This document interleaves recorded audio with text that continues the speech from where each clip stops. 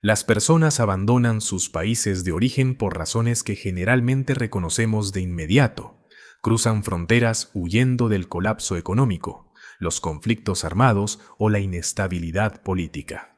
Sin embargo, dentro de esos grandes movimientos migratorios existe un grupo menos visible de migrantes impulsados por motivos muy diferentes.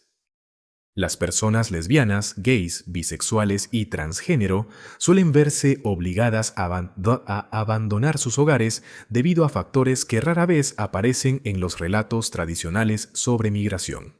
Para ellas, la amenaza proviene de la homofobia profundamente arraigada, la bifobia y las rígidas expectativas de género presentes en sus comunidades de origen.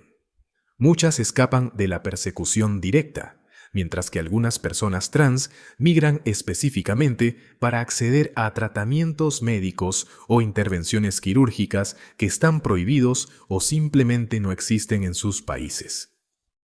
Esto genera una paradoja inmediata. Para poder desplazarse físicamente hacia un lugar seguro, con frecuencia deben ocultar precisamente la identidad sexual o de género que las puso en peligro desde el principio. Atravesar una frontera nacional representa solamente una de dos transiciones paralelas necesarias para alcanzar la seguridad. El proceso de navegar sistemas de asilo, controles fronterizos y autoridades migratorias exige un cálculo constante y de alto riesgo. La persona debe decidir cuidadosamente cuándo, cómo y ante quién revelar su orientación sexual o identidad de género, sabiendo que una decisión equivocada podría comprometer sus posibilidades de ingreso o protección. Se encuentra atrapada entre dos trayectorias simultáneas. Por un lado, existe una migración externa y física hacia un nuevo país receptor. Por otro, una migración interna profundamente psicológica orientada hacia la aceptación de sí misma. Los valores religiosos y las actitudes culturales de la sociedad que dejaron atrás continúan ejerciendo una fuerte influencia. Estas creencias internalizadas determinan hasta qué punto su verdadera identidad debe permanecer oculta, incluso mientras avanzan hacia un entorno aparentemente más libre.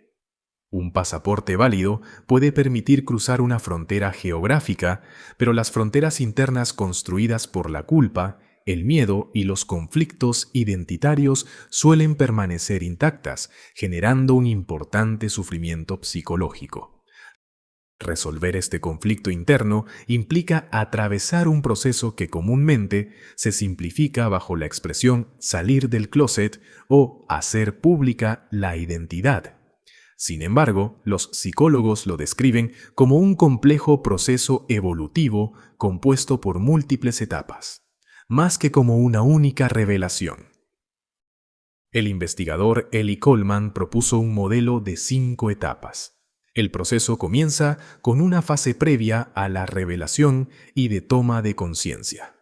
La persona reconoce internamente su orientación sexual o identidad de género, un proceso que puede prolongarse durante años, especialmente cuando proviene de culturas particularmente hostiles hacia las diversidades sexuales. Posteriormente, aparece una etapa de exploración, en la cual la persona desarrolla gradualmente habilidades sociales y una sensación de competencia afectiva y sexual, aprendiendo a correlacionarse con otros individuos que comparten experiencias similares.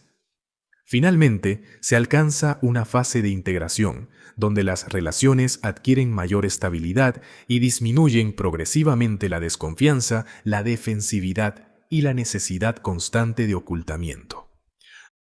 Aunque este modelo ofrece un mapa psicológico ordenado y secuencial, la realidad de llegar como inmigrante a un país desconocido suele ser mucho más compleja. El proceso de autodescubrimiento rara vez sigue una línea recta. Intentar recorrer este delicado camino interno mientras se enfrenta simultáneamente el desafío de adaptarse a una nueva cultura genera una enorme carga emocional y cognitiva. Un estudio realizado por Tremble en 1989 sobre jóvenes inmigrantes identificó un punto crítico de conflicto. Muchas familias reaccionan al conocimiento de la orientación sexual de sus hijos con sorpresa, rechazo o culpabilización. En algunos casos, consideran la homosexualidad como una enfermedad occidental adquirida en el país receptor. Esta situación coloca al migrante en una condición de doble vulnerabilidad.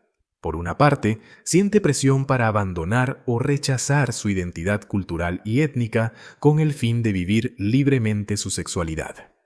Por otra, puede verse obligado a ocultar su orientación sexual para preservar los vínculos con su familia y comunidad de origen.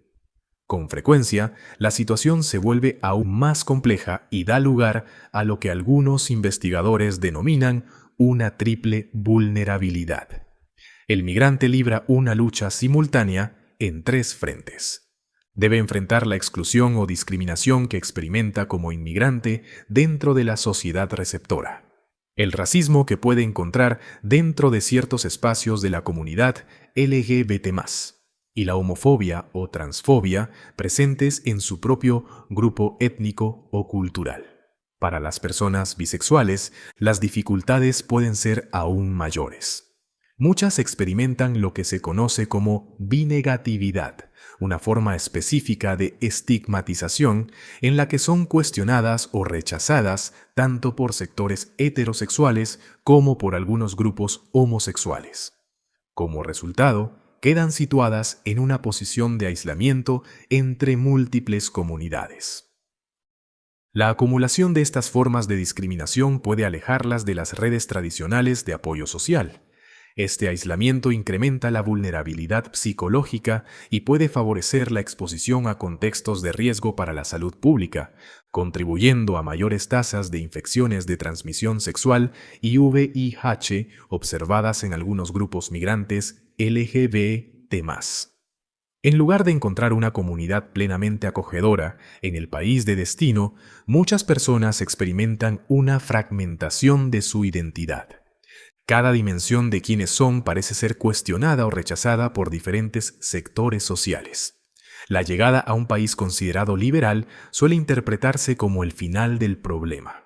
Sin embargo, esta sensación de seguridad frecuentemente resulta ilusoria. La homofobia, la transfobia y el heterosexismo continúan presentes en muchas sociedades receptoras. La discriminación puede manifestarse de formas sutiles, mediante la invisibilización institucional o la dificultad para acceder a servicios de salud y apoyo social. También puede expresarse de manera directa a través de agresiones verbales, amenazas o violencia física. Existe una diferencia enorme entre poseer el derecho legal de residir en un país, tener una visa, un permiso de residencia o el reconocimiento como refugiado y sentirse verdaderamente seguro en la vida cotidiana. La recuperación psicológica de estas experiencias requiere integrar las distintas dimensiones de la identidad personal.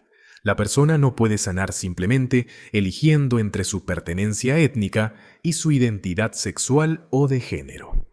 Ambas forman parte de sí misma y necesitan coexistir de manera armoniosa. Por ello, los sistemas de apoyo especializados adquieren una importancia fundamental.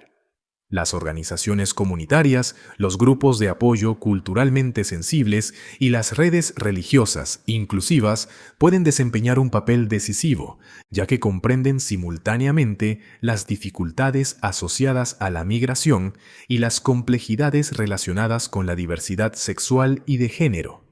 En última instancia, el verdadero refugio no se define únicamente por la ausencia de persecución física. El refugio surge en la intersección entre la seguridad externa y la libertad interna. La posibilidad de existir plenamente, sin miedo y sin ocultamientos, siendo exactamente quien uno es.